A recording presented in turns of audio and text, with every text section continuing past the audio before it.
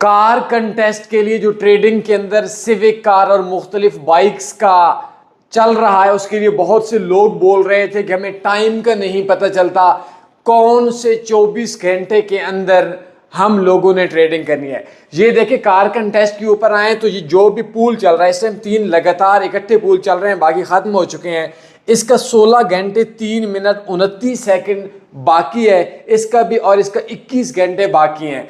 आप लोगों ने जब भी कार कंटेस्ट में हिस्सा लेना है तो आपने इस टाइम को जहन के अंदर रखना है, उसके बाद आपका ऐलान हो जाएगा कि किसने ज्यादा किया है।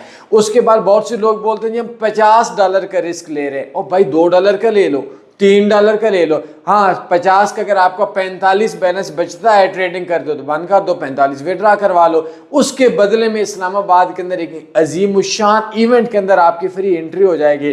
तो हर बंदे के लिए ज़रूरी है, अगर आपने ट्रेडिंग की है, आपको MT4 MT5 का पता है, तो इस कार विन कर सकते हैं, बाइक्स विन कर सकते हैं। उस इवेंट में बहुत बड़े बड़े इनामात होंगे जो उधर लाइव होंगे बिल्कुल फ्री के अंदर। मजीद बायो में मेरा व्हाट्सएप नंबर है 0332875409। आप इस पर रब्ता करें, मैं कार कंटेस्ट समझा देता हूँ।